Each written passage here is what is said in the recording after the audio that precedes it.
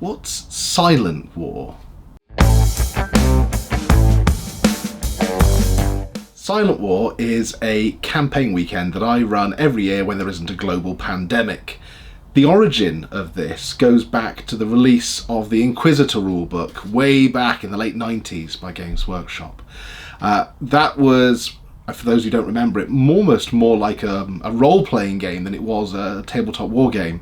It had a lot in common with the early Rogue Trader rules. To play that game, you took control of the forces of the Inquisition. You picked your Inquisitor and a trusty band of acolytes and did battle for the Emperor's soul. I first became aware of it in a little teaser that cropped up in White Dwarf back then, and there was a little bit of text that really kind of fired my imagination. You have been told of the Inquisition, that shadowy organisation which defends mankind and the Emperor from the perils of heresy, possession, alien dominance and rebellion. You have been told the Inquisition are the ultimate defence against the phantoms of fear and terror which lurk in the darkness between the stars. You have been told the Inquisition are the bright saviours in an eclipse of evil, purest and most devoted warriors of the Emperor.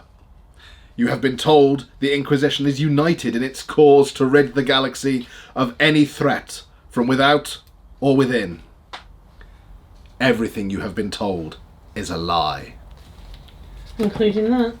Yep, everything is a lie, including the bit that tells you that it's a lie.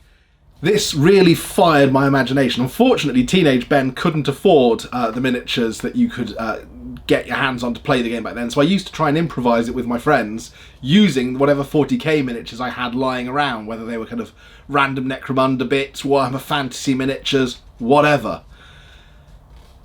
Scroll forward to the release of the Dark Heresy role-playing game. I was actually fortunate enough to be one of the playtesters for that. Myself and the camera grot had a little role-playing group that we ran through various scenarios for the game, and I even got to go to Gen Con one year and be the test GM running the sample scenario, which was really cool. I think they thought my idea of a non-player entering the game was a cool playtest idea, but I don't think they liked my feedback. Well, at least you're named in the rulebook. Yeah, that's kind of freaky. Yeah, anyone who has a copy of, in particular, the Inquisitor's Handbook that went with that, you can find our details tucked away in the playtester section on that. One of the things I loved in that was, again, most of the characters that you played were kind of Inquisition acolytes. Inquisition, I've got my teeth in. Inquisitive Inquisition acolytes. But they also released a source book that went with that allowed you to play higher level characters, including interrogators and inquisitors. Around the same time, they also released a rulebook that let you play the bad guys from the 40k universe, the heretics and the rogue psychers and the mutant filth. I thought it'd be a cool idea to run a game alternative weeks with one group of players playing the loyal Inquisitor and his merry band of acolytes, and the other group of players playing the alternate week, playing the bad guys, desperately trying to bring about the end of life as we know it in a particular system somewhere in Imperial space. You mean that's part of Silent War? I vaguely remember that, but isn't Silent War the annual campaign thing? Silent War is an annual 40k campaign, but it holds its genesis in that role-playing event. Everybody who took part in that said afterwards how much fun they'd had kind of diving into that side of Imperial history. And it kind of coincided as well with kind of a resurgence of some of the Inquisitor books. The Ravener books came out around that time as well. And long story short, I thought it'd be fun to run a 40k campaign weekend where, as well as playing with your 40k armies, you also played with sort of a bunch of kind of skirmishing characters, which would represent an Inquisitor and his bunch of acolytes who had some kind of secret objective they had to achieve. We ran that as just a small event. There was only about 12 of us at the first Silent War event, and it went really well. Everyone seemed to really enjoy it. It had really kind of a narrative feel to it, where the way I'd worded the system gave you more of a bonus in your games if you focused on playing the little narrative side mission for your Inquisitor and his characters than you got for winning the overall 40k game that you played.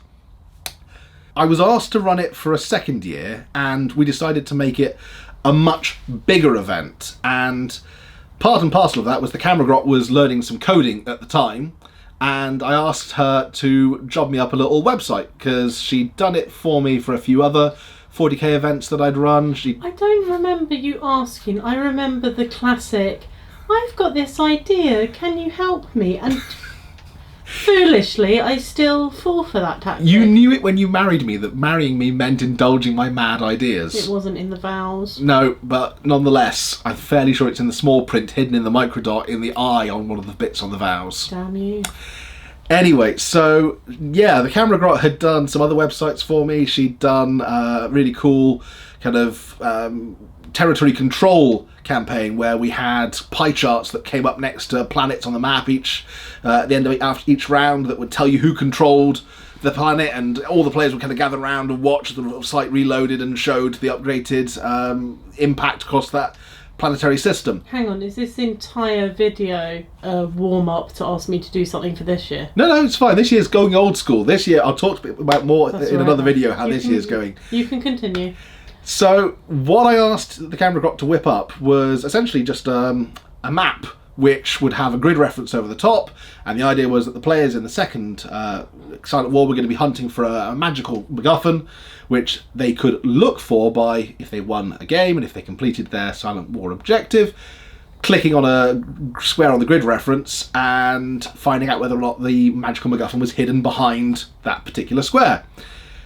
As one person pointed out, it had a lot in common with battleships. And that kind of started a vibe for Silent War, which is that every year Silent War would... Obsession, vibe... Challenge. It's always nice to keep... Obsession. When you're running a campaign event year in, year out, it's always nice to keep it interesting. The end result of that was that Silent War developed into a campaign where every year a different classic board game would be used to manage the campaign system. I'm going to talk more about that in another video. But the long story short version of it is this.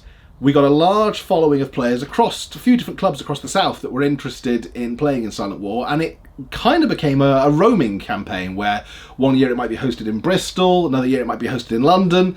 It would travel up and down the M4 corridor, being hosted by different clubs and with different players getting a chance to take part, and a dedicated kind of hardcore of it that would always travel to wherever the event was taking place and take part. This year, for the first time, we're actually going up to Warhammer World, and I'm hoping to take the Camera Grot with me and the camera and film some videos of the games in progress. But hopefully that gives you a little bit of a flavour behind the idea of Silent War. It's something that grew out of my own kind of personal obsession with the background of the Inquisition, within Warhammer, the works of Dan Abner and other great authors, and also playing around with what you can do with a campaign system, how you can keep a narrative event interesting, but also keep the focus on the narrative element of the play.